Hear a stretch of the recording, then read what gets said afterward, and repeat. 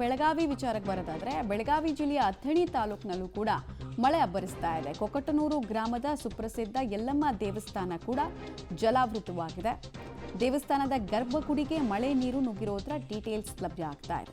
ದೇವಸ್ಥಾನಕ್ಕೆ ನೀರು ಬಾರದಂತೆ ಕೆಲ ದಿನಗಳ ಹಿಂದಷ್ಟೇ ಕಾಲುವೆಯನ್ನ ನಿರ್ಮಾಣ ಮಾಡಲಾಗಿತ್ತು. ಆದರೆ ಅವೈಜ್ಞಾನಿಕ ಕಾಮಗಾರಿಯ ಕಾರಣಕ್ಕೆ ಗರ್ಭಗುಡಿಗೆ ಮತ್ತೆ ನೀರು ಬಂದಿದೆ ಅಂತ ಆಕ್ರೋಶವನ್ನ ಜಿಲ್ಲಾಡಳಿತದ ವಿರುದ್ಧ ವ್ಯಕ್ತಪಡಿಸ್ತಾ ಇದ್ದಾರೆ. ತಾಲೂಕು ಆಡಳಿತದ ವಿರುದ್ಧ ಕೂಡ ಆಕ್ರೋಶ ಸ್ಫೋಟ ಆಗಿದೆ. ದೇವಸ್ಥಾನ ಗಮನಿಸ್ತಾ ಇದ್ದಾರೆ. ದೇವಸ್ಥಾನದ ಕಡೆಗೆ ಆ ದಿಕ್ಕಿನಲ್ಲೇ ನೀರು ನುಗ್ತಾ ಇದೆ.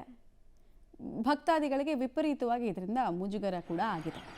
ಎಲ್ಲಿ ಕಾಮಗಾರಿಯನ್ನು ಮಾಡ್ತಾರೆ, ಇನ್ಮೇಲೆ ಆ ಪ್ರಾಬ್ಲಮ್ ಇರಲ್ಲ ಅಂದ್ಕೊಂಡ್ರು. ಕಾಮಗಾರಿ ಮಾಡಿ ಏನೂ ಪ್ರಯೋಜನ ಇಲ್ಲ, ಸುಮ್ಮನೆ ದುಡ್ಡು ಪೋಲಾಯಿತು ಅಂತ ಜನಾಕ್ರೋಶ ವ್ಯಕ್ತಪಡಿಸ್ತಿದ್ದಾರೆ.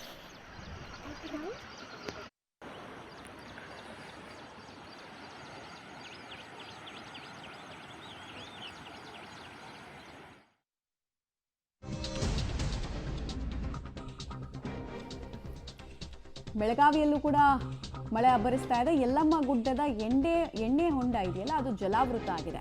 ಸವದತ್ತಿ ತಾಲೂಕಿನ ಯಲ್ಲಮ್ಮನ ಗುಡ್ಡಕ್ಕೆ ಸಂಬಂಧಪಟ್ಟಂತಹ ಮಾಹಿತಿ ಇದು.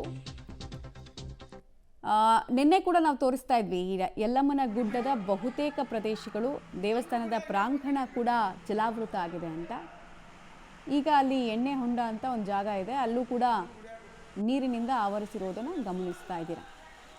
ಸವದತ್ತಿ ಯಲ್ಲಮ್ಮ ದೇವಸ್ಥಾನ ಸ್ವಲ್ಪ ಕಂಪ್ಯಾರಿಟಿವ್ಲಿ ಬೇರೆ ಪ್ರದೇಶಕ್ಕೆ ಕಂಪೇರ್ ಮಾಡಿದ್ರೆ ಸ್ವಲ್ಪ ಹೈಟಲ್ಲಿದೆ. ಅದೇ ಪ್ರದೇಶಕ್ಕೆ ಹಿಂಗೆ ನೀರು ನುಗ್ತು ಅಂದರೆ ನೀವು ಅಂದಾಜು ಮಾಡ್ಕೊಳ್ಬೋದು ಯಾವ ಪ್ರಮಾಣದಲ್ಲಿ ಮಳೆ ಬಂದಿದೆ ಅಂತ.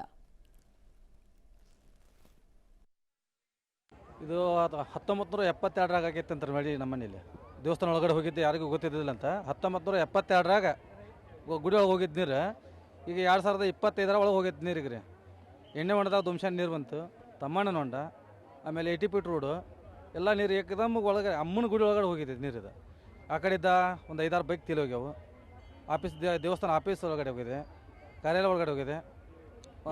ಸತತವಾಗಿ ಇವರು 46 ಜನ ಕಸ ಹೊಡಿತಾರಲ್ಲ. ಸರ್ಕಾರಕ್ಕೊಂದು ಮನವಿ, ಇಲ್ಲಿ ಮೂಲಭೂತ ಸೌಕರ್ಯಗಳನ್ನು ಮೊದಲು ಒದಗಿಸಿಕೊಡಬೇಕು. ಅದರ ಜೊತೆಗೆ ಇಲ್ಲಿ ಅಂಗಡಿಕಾರರಿಗೆ ಬೇರೆ ಒಂದು ಪರ್ಯಾಯ ವ್ಯವಸ್ಥೆ ಮಾಡಿಕೊಡಬೇಕು. ಅದರ ಜೊತೆಗೇ ಏನಪ್ಪ, ಇಲ್ಲಿ ಬಂದಂಥ ಭಕ್ತಾದಿಗಳಿಗೆ ಮೂಲಭೂತ ಸೌಕರ್ಯಗಳ ಅವಶ್ಯಕತೆ ಭಾಳಷ್ಟು ಇದೆ. ದಯಮಾಡಿ ಅದನ್ನು ತಾವು ಒದಗಿಸಿಕೊಡ್ಬೇಕಂತ ಮನವಿ ಮಾಡಿಕೊಳ್ತೀನಿ. ಹಾಗೆ ಇಲ್ಲಿ ಜಿಲ್ಲಾಧಿಕಾರಿಗಳು, ಜಿಲ್ಲಾಡಳಿತ ಕಮಿಟಿ, ದೇವಸ್ಥಾನದ ಕಮಿಟಿ, ಆಡಳಿತ ವರ್ಗ ಹಾಗೂ ಗ್ರಾಮ ಪಂಚಾಯತಿ, ಗ್ರಾಮಾಡಳಿತಗಳು ಇಲ್ಲಿ ಭಾಳಷ್ಟು ಗಮನ ಹರಿಸಿ